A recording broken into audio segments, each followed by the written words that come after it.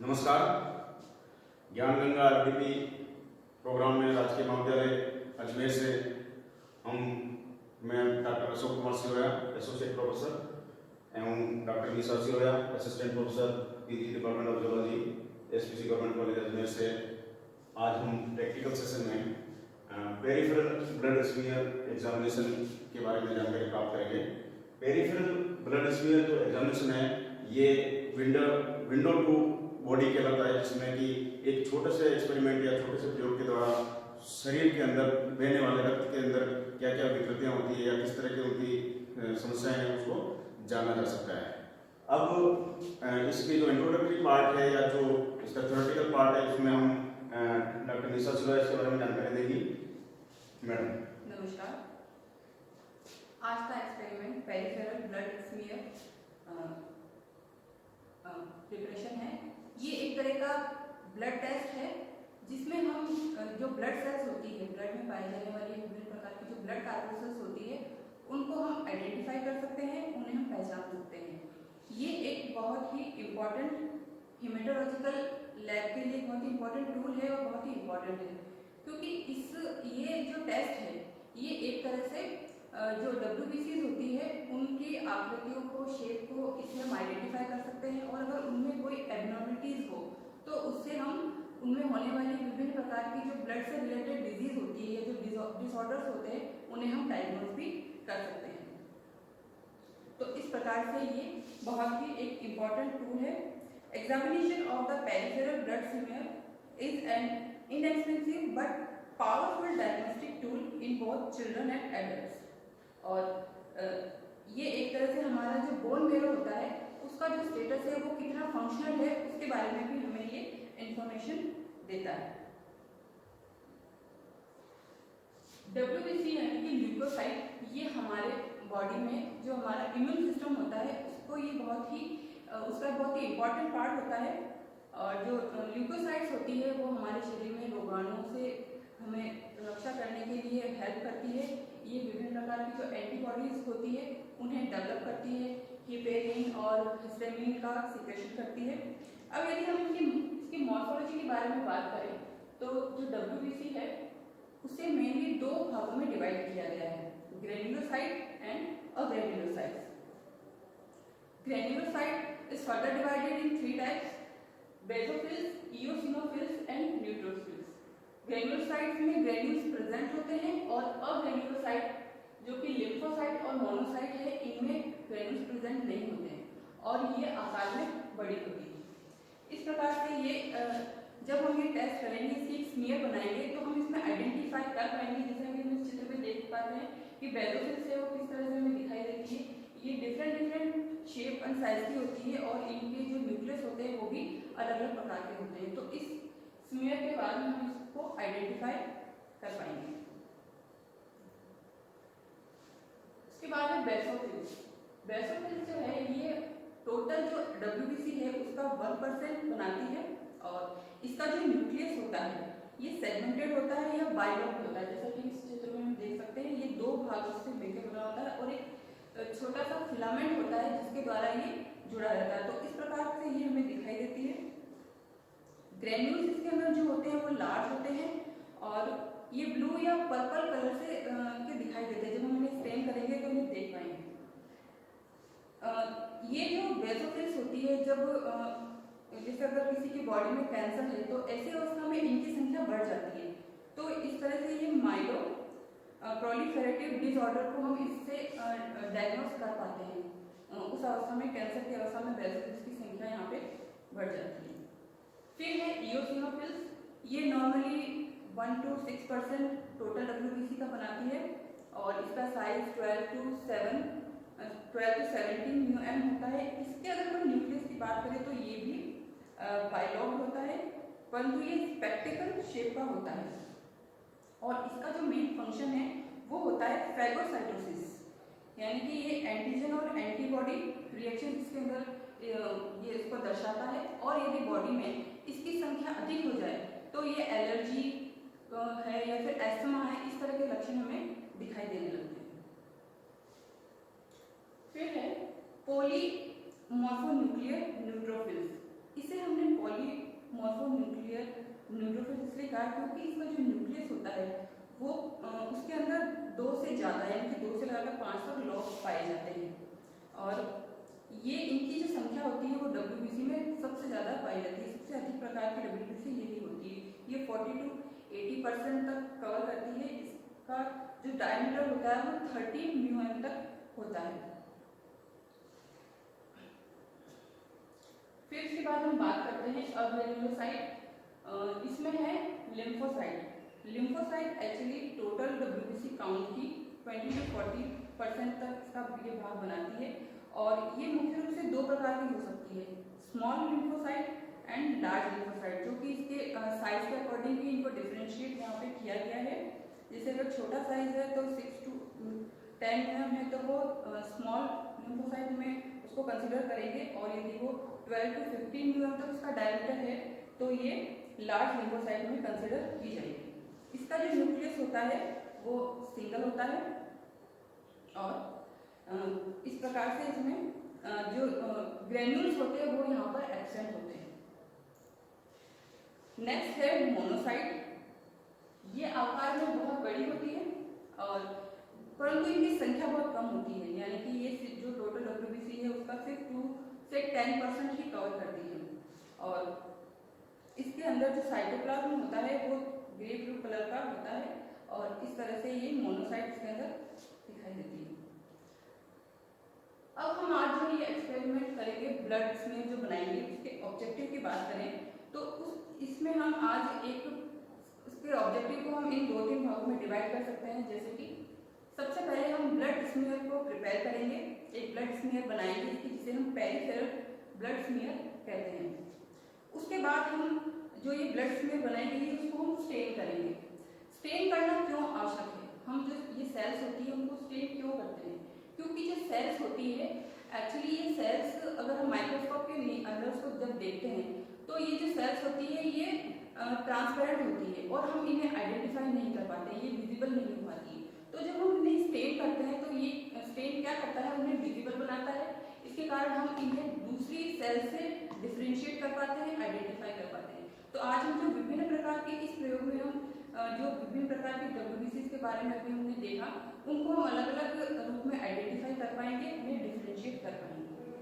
उसके बाद हम इसको एग्जामिन करेंगे और एग्जामिन करने के बाद इन्हें आइडेंटिफाई करेंगे।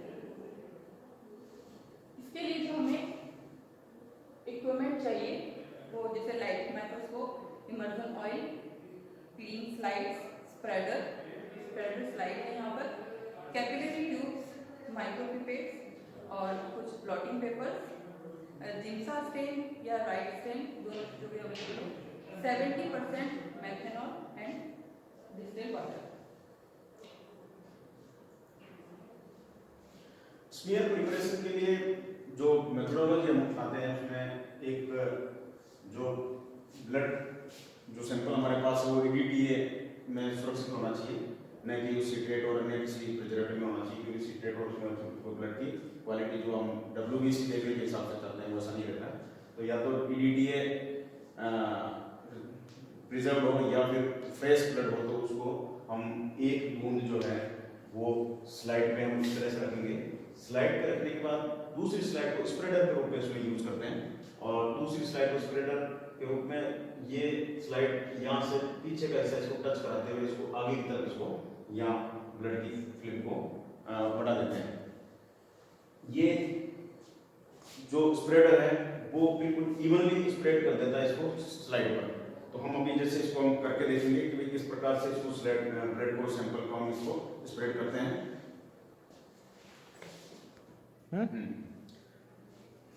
सैंपल हम कहीं से भी कलेक्ट कर सकते हैं। सैंपल को थोरली मिक्स करके इसमें से एक बूंद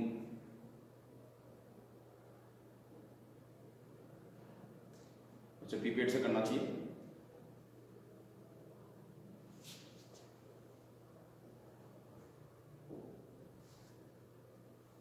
बिल्कुल माइन्यूट सी बूंद लेते हैं और जो दूसरा स्लाइड जो स्प्रेडर की है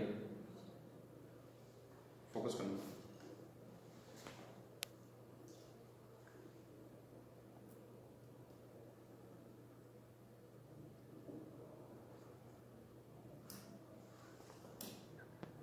इस तरह से हमने एक स्लाइड को स्प्रेड करके स्मीयर प्रिपरेशन किया है। स्मीयर एक तरह से जिव्या आकार का होना चाहिए, टंग शेप होना चाहिए और आगे से इसमें फेदरी व्यवस्था होनी चाहिए, पीछे बूंद का थोड़ा सा हिस्सा रह जाए, कोई दिक्कत नहीं है। अब इसको सुखा लेते हैं। इसको सुखाने के बाद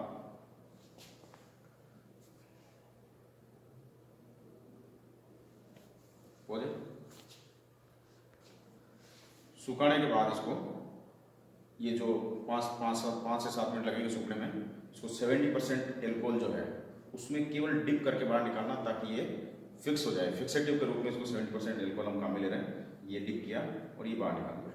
अब इसको जो बचे हुए जो इसमें एल्कोहल है वो उसको आपका जो भी फिल्टर पेपर हो उससे इसको बाहर निकाल देते हैं और सूखने के लिए फिर वापस इसको 5 या 10 मिनट सूखने के लिए रख देते हैं। हमने 5 से 7 मिनट इसको सुखाया। सुखाने के बाद इसको जिम्सा स्टेन जो हमारे पास है उसके द्वारा उससे स्टेन किया।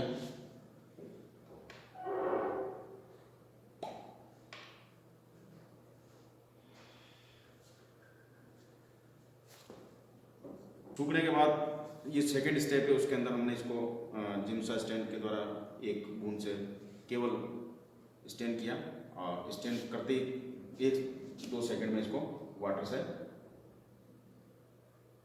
जो डिस्टिल वाटर है उससे हम साफ कर देते हैं और बचा कुचा जो एक्स्ट्रा स्टेन वो बाहर निकल जाता है और फिर इसको जो बचा हुआ जो वाटर है या जो भी स्टेन का पार्ट है उसको हम फिल्टर पेपर की सहायता से सौंप लेते हैं और बाकी बचे हुए जो वाटर कंटेंट है उसको हम सूखने के लिए रख देते हैं।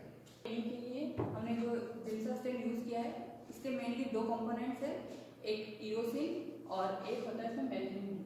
जो ईरोसिन इसके अंदर होता है वो जैसे कि हम सब जानते हैं कि ये एक एसिडिक स्टेन है, तो ये सेल का जो भी साइटोप्लाज्म इसका पार्ट होता है, जो इसके कंपोनेंट्स होते हैं उसको ये स्टेन देता है यहाँ पे। और जो एजोर बी मेथिलीन ब्लू होता है वो इसके डीएनए आरएनए या फिर जो डब्ल्यूबीसी का न्यूक्लियस होता है उसको यहाँ पे ये स्टेन देता है। यहाँ पर हमने जो मेथनॉल जो 70% मेथनॉल है, जैसे कि मैं यहाँ अल्कोहल यूज किया, ये फिक्सेटिव का यहाँ काम करता है। फिक्सेटिव जो होता है वो सेल को स्लाइड पर ही एडेड करने के लिए इसमें ये हेल्प करता है। तो इस प्रकार से इस प्रोसेस में हमने इसको जो वाटर है डिस्टिल वाटर उसके अंदर 3 to 5 टाइम इसको हमने डिप किया जिससे कि जो एक्सेस इसके अंदर स्टेन होता है वो निकल जाता है। तो इस प्रकार से इसको पूरी तरह से ड्राई करने के बाद अब हम देखेंगे कि ये जो स्लाइड है पूरी तरह से रेडी है, इसे हम अब ऑब्जर्व कर सकते हैं और इसके अंदर जो डिफरेंट प्रकार की डब्ल्यूबीसी है उसे हम आइडेंटिफाई कर सकते हैं।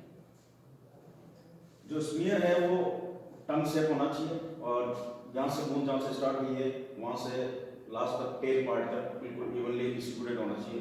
ये एक गुड स्मीयर जो होता है उसको हम इस तरह से बता सकते हैं। इसकी जो मेन बॉडी है यहाँ पर जो थिकनेस होती है वो बिल्कुल आइडियल थिकनेस होती है जहाँ पर हम डब्ल्यूबीसी आरबीसी को देख सकते हैं।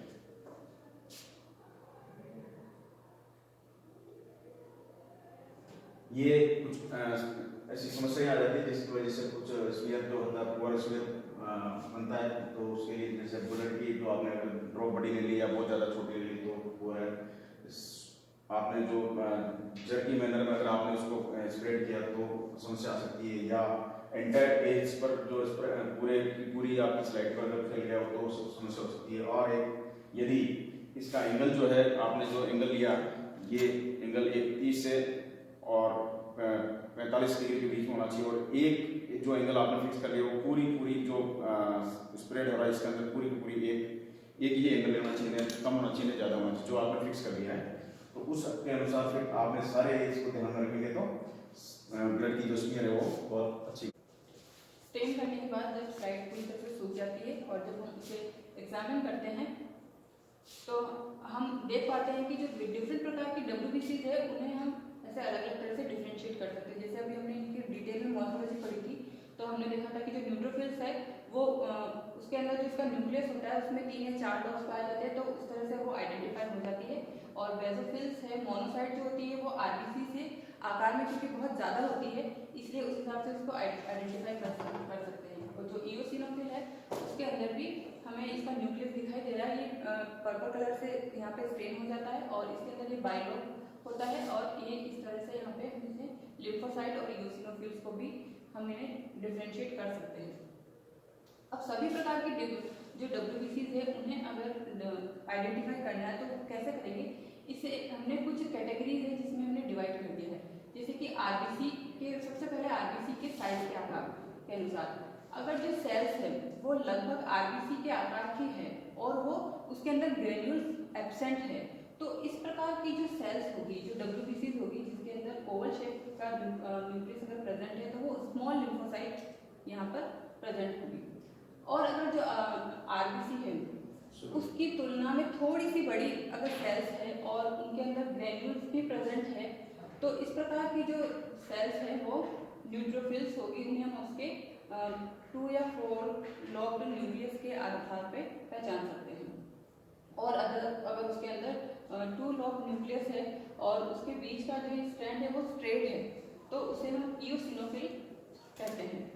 इसी प्रकार से जो बेसोफिल्स होती है इसका न्यूक्लियस भी बाइलोग भी होता है, परंतु उसके अंदर स्ट्रैंड थोड़ा लंबा होता है और एस की आकृति का इसके अंदर न्यूक्लियस पाया जाता है। लगभग अगर आरबीसी के आकार की ही यहाँ पर जो WBC वो प्रेजेंट हो और उसके अंदर ग्रेन्यूल्स एब्सेंट हो और साथ में उसका जो न्यूक्लियस है वो ओवल शेप हो, तो वो लार्ज लिम्फोसाइट होगी। और जो मोनोसाइट होती है वो आरबीसी की तुलना में बहुत ज़्यादा बड़ी होती है और इसके अंदर ग्रेन्यूल्स भी एब्सेंट होते हैं। और यदि अगर हम इसके न्यूक्लियस की बात करें तो ये हॉट शेप का न्यूक्लियस हमें दिखाई देता है, तो इस प्रकार से हम इसे आइडेंटिफाई कर सकते हैं, ये मोनोसाइट है। अब हम इसको स्लाइड को माइक्रोस्कोप में लगाएंगे। स्लाइड को माइक्रोस्कोप में लगाने के बाद इसको सबसे पहले 10x आवर्धन क्षमता पर देखेंगे, उसके बाद 40x में देखेंगे और उसके बाद 100x में ऑयल इमर्जन के द्वारा इसको स्टडी करेंगे। तो उसके बाद जो फर्स्ट 10x में हमें जो लिम्फोसाइट्स है वो उस टाइम हमारा पता लग जाएगा। लिम्फोसाइट जो है ये जो मोनोसाइट्स है और जो लार्ज लिम्फोसाइट्स है वो दिखाई दे देगी। फिर आप जब इसको 40x में करेंगे तो कुछ ये स्टेम पार्ट इनके जो न्यूट्रोफिल्स, इओसिनोफिल्स और बेसोफिल्स को दिखाई देंगे और 100x में आप इसको आइडेंटिफाई कर सकते हैं कौन सी बेसोफिल है कौन सी इओसिनोफिल्स है। तो माइक्रोस्कोप में लगाने के बाद जब हमने देखा तो ये 10x जो जूम है उसके अंदर ये इस तरह की स्लाइड आपको दिखाई दी। ये पार्ट कुछ इसमें जैसे ये स्टेन होता है, ये हमारा इस तरह से, ये यहाँ पर इस तरह से, तो ये मोनोसाइट्स या जो बड़ी आपकी WBC है वो आपको दिखाई दे रही है। फिर हम इसको अगर 40x जूम पर देखते हैं तो इसमें कुछ सेल्स जो हैं वो जैसे बड़ी वाली सेल्स की पहले से दिख रही थी, कुछ और सेल्स उसके अंदर ऑब्जर्व होने लग जाती है। और लास्ट में जब हम 100x जूम में देखते हैं तो ये सारी सेल्स एक तरह से ये स्टैंड पार्ट ये है, ये सारे इसमें सेल्स के अंदर दिखाई देते हैं, जिसको हम हमने जो जिस प्रकार से आइडेंटिफिकेशन का एक मानचित्र दिया था उसके अनुसार उसको आइडेंटिफाई करके और ये WBC RBC के बीच में जो पाए जाने वाले WBC स्टैंड पार्ट जो है वो सारे सारे WBC होते हैं। अब ये सारी फोटोग्राफ्स हमने माइक्रोस्कोप के ऊपर जो मोबाइल है वो लगा करके खींची, इसलिए थोड़ा इसमें क्लियरिटी थोड़ी कम है। बाकी माइक्रोस्कोप में बहुत बिल्कुल साफ दिखाई देती है और बच्चों को अपने अपने माइक्रोस्कोप से इसको फोटो खींच करके आपके रिकॉर्ड में इसको लगवाया जा सकता है। जो BSc और MSc दोनों जो क्लासेस हैं उनके लिए ये काम कर सकता है। प्रैक्टिकल बहुत एक तो सस्ता है और बहुत ही फिजिबल है, हर लैब में किसी में भी किया जा सकता है। केवल एक जो इक्विपमेंट है वो माइक्रोस्कोप की जरूरत पड़ती है। जो स्टेन है वो स्पष्ट चाहे जिनसा स्टेन हो चाहे लाइट स्टेन हो वो काम लेकर के इसको किया जा सकता है। इसमें जो प्रिकॉशंस है वो वही एक जो ड्रॉप है वो इवनली स्प्रेड होनी चाहिए और जो ल्यूकोसाइट्स है वो उनका डिस्ट्रीब्यूशन इवनली होना चाहिए और जेंटल प्रेशर जो आपका जो स्प्रेड है उस पर होना चाहिए और एक ही एंगल को लगातार पूरे स्प्रेडिंग में काम में लेना चाहिए। धन्यवाद।